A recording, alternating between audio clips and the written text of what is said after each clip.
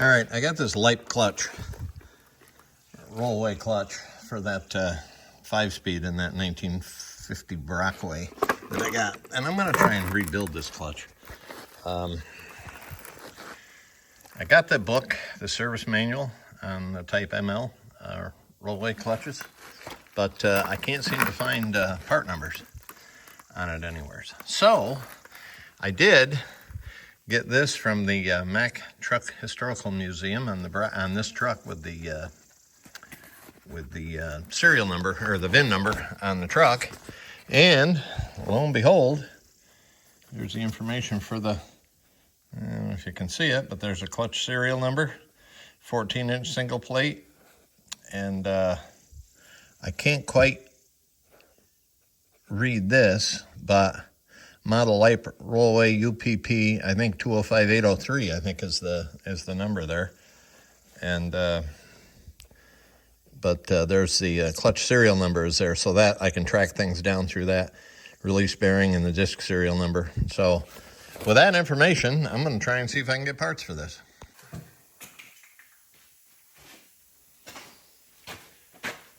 All right, I'm going to see how much trouble I can get myself into, see if I can totally screw this up. And I'm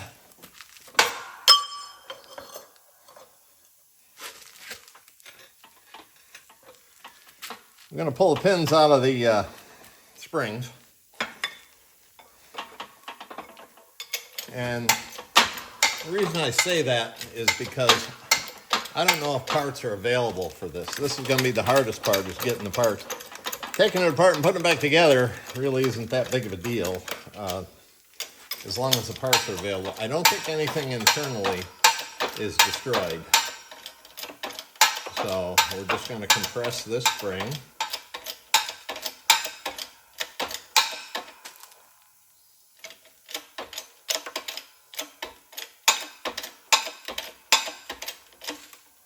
All right, so then we're going to pull the pins out of there if I can. I got to have a. I may need a.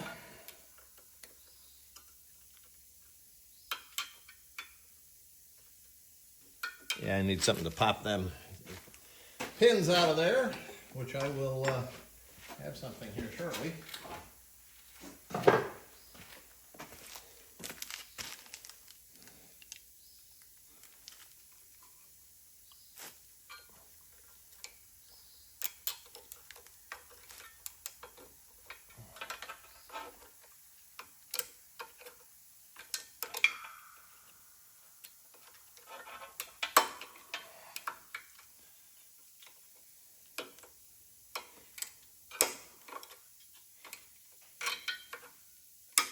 All right, now I know what I'm going to need.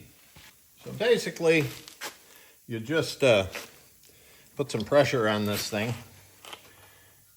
down to compress it, and then you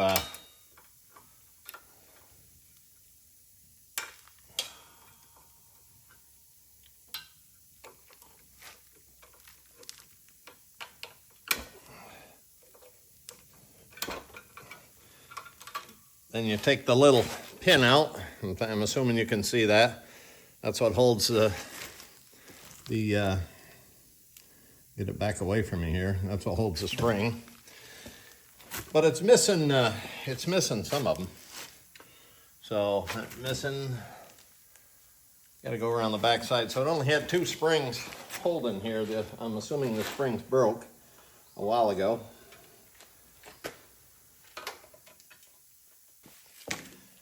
Pull that out, that's out. Now we can let the pressure off slowly.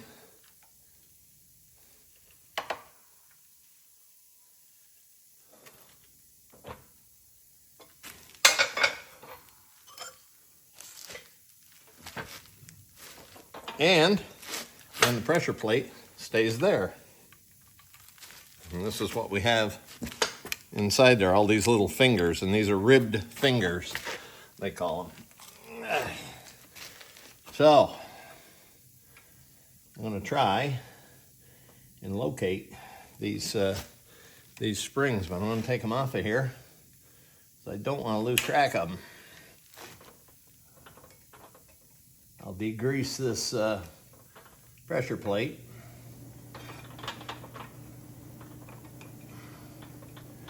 And then I'm probably going to take it to a guy that has a machine shop locally here and just have it dressed a little bit. Have him check it for run out and just shave it enough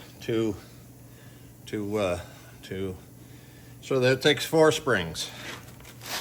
So that's that.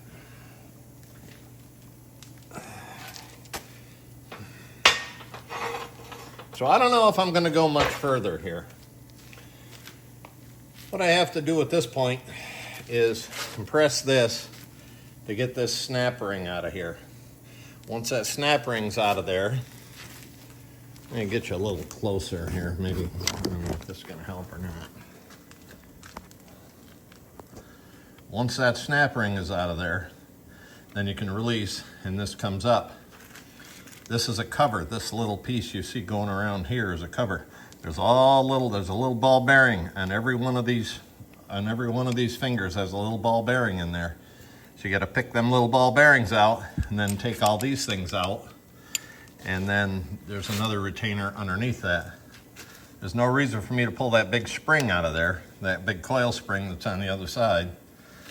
Can take it out if we want to, but I don't believe there's any reason to. So, but we're gonna, like I say, I would like to kind of clean all this up and degrease it. So I may do that. I don't know, but I gotta come up with a ring to compress that so I can get at that snap ring to get it out of there. So I'll figure that out in a little while.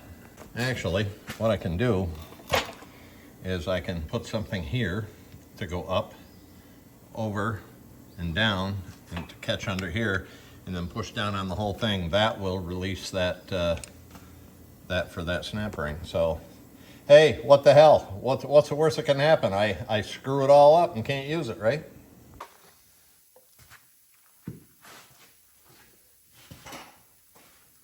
All right, let's see what we can do here.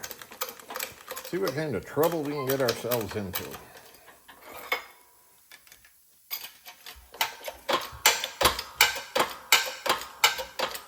Compressing that big spring underneath and then taking the tension off of these. They're starting to get loose now. I think we might have it. Well, let's see if we can get this. I had to get this centered. That was one of the problems I had there.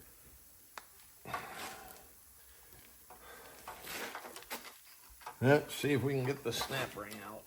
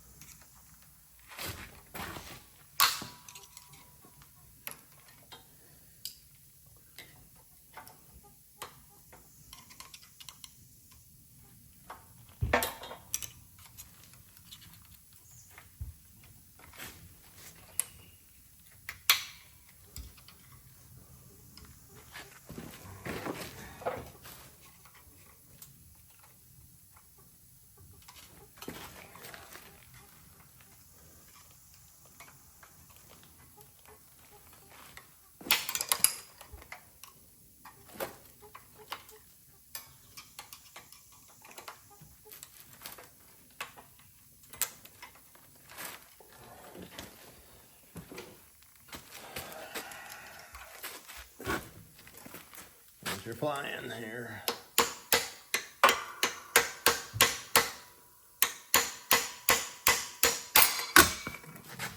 Got that off. That was in there pretty good. And it's still in good shape.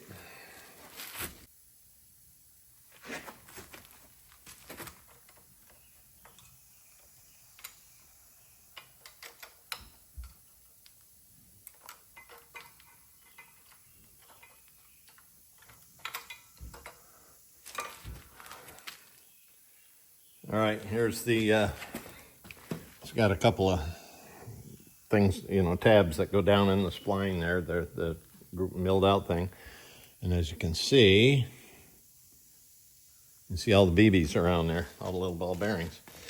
So we got to make sure we keep track of them.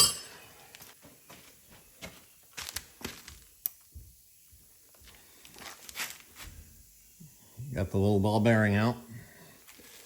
So I got to get something to put these in.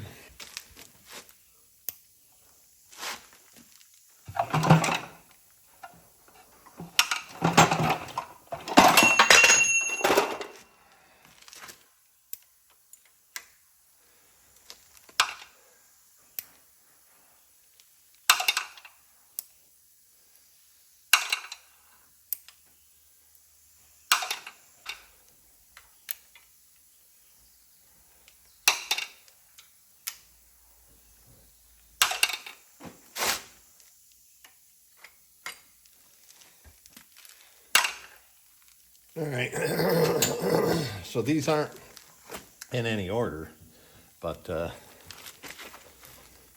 as you can see, where are we? These all go up, is I guess basically what I was trying to say, so.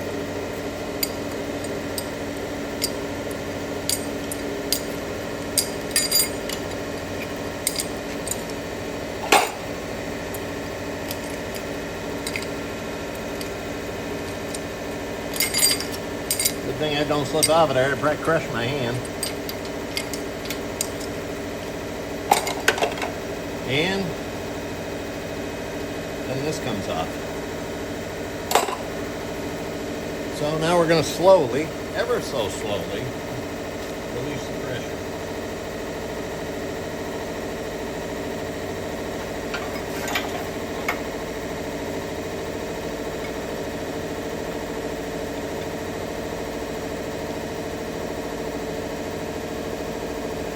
Nice and gentle.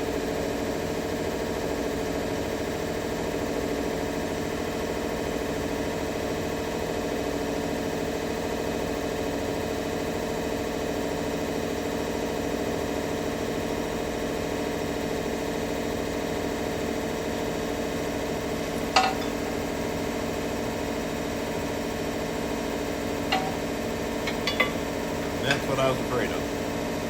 I didn't have enough travel for the spring. So, we can fix that. Guaranteed.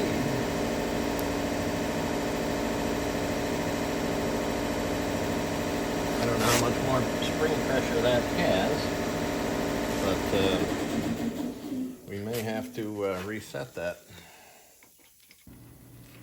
Okay. So I had enough travel. So after I used C-clamps to hold it down, which I think I missed that whole thing. So anyway, I released it. There's the big plate. There's the spring.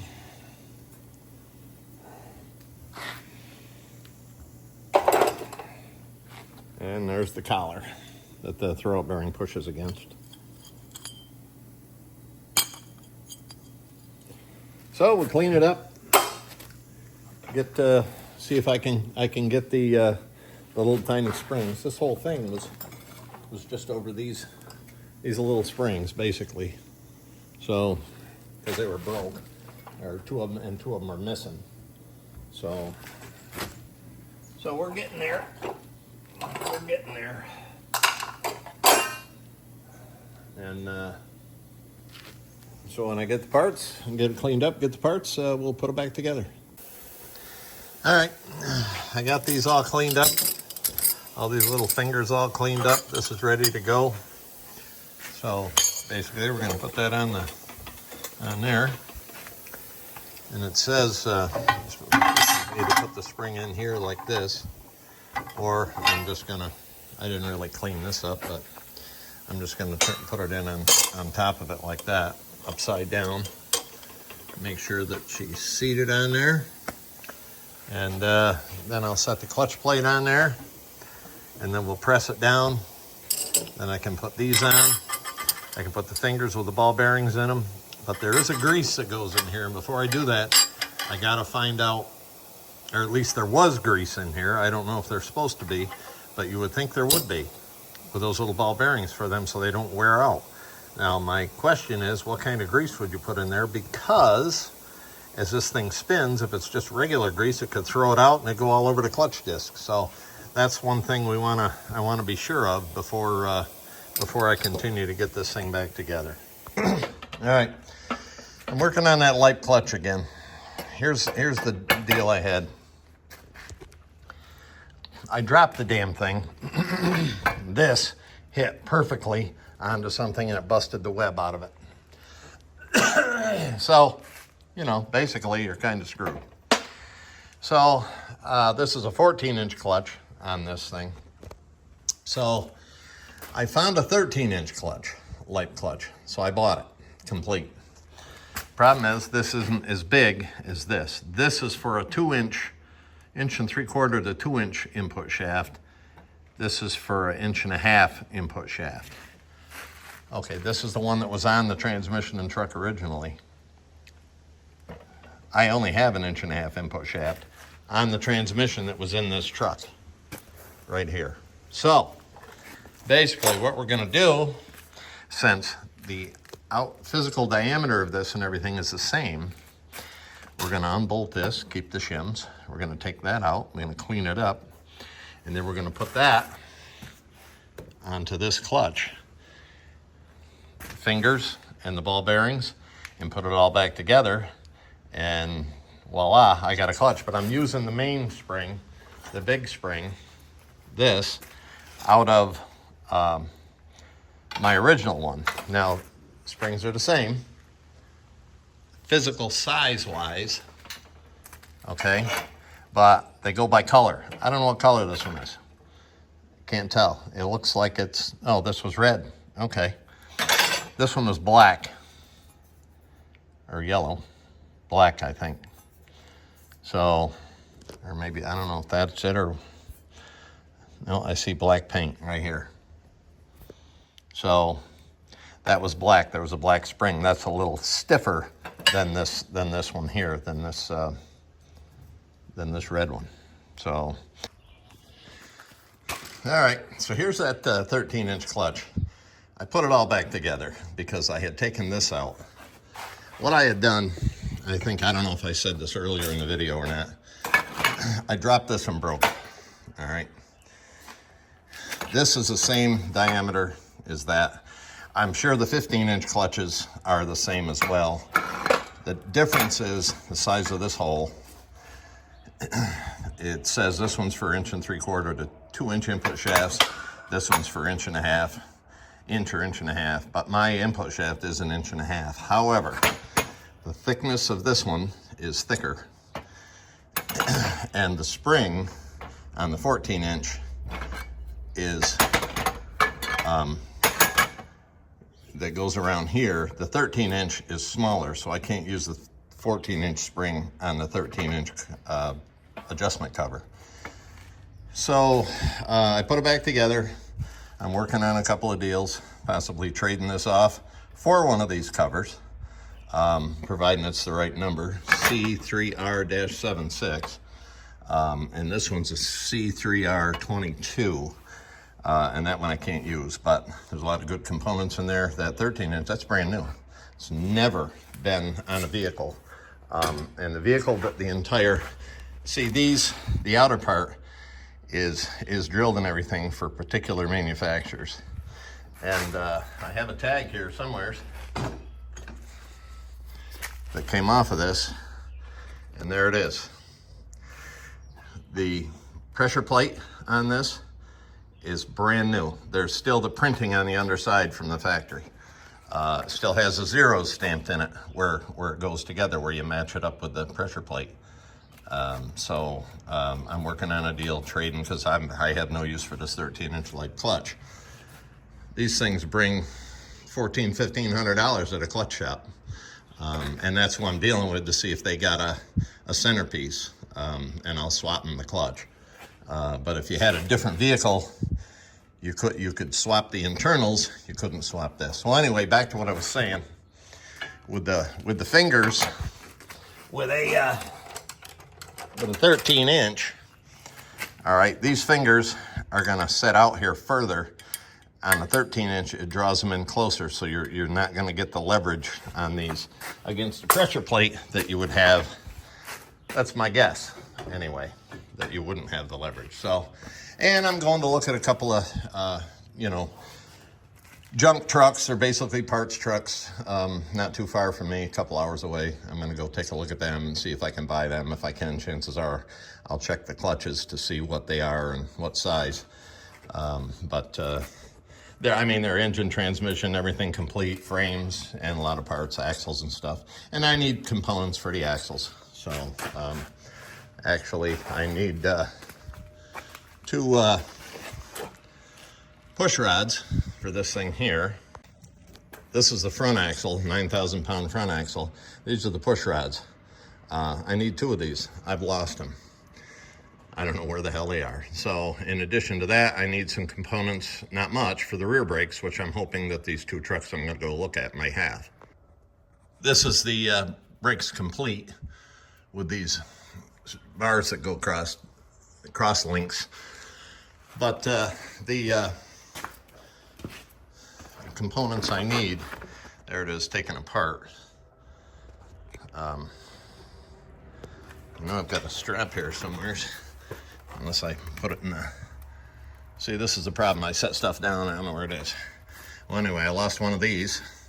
I cannot find it, so I'm hoping to come across it. This, this goes on here like so. Inside the shoe here, I've got the push rods and everything. And then these go on the bottom part down here. Not that this is a tutorial about brakes, it's not. It's just... if for some reason somebody watching this has it and I need one of them straps that goes from here to here. So that's where I'm at with that. And here's a shot of the bracket that I need, the link between the shoes. So I don't know, I don't have any part number for it, so I can't look it up. And I need 2 of these push rods. They're a certain length. I found push rods for sale, brand new, but they're not the right size. They're not the correct length. So I'm sure I'll find them eventually. So anyway, that's where I'm at with that. If you enjoyed it, hit the like and subscribe button, or leave a comment. Maybe you got some suggestions as to where I could get the parts for it. So have a great day.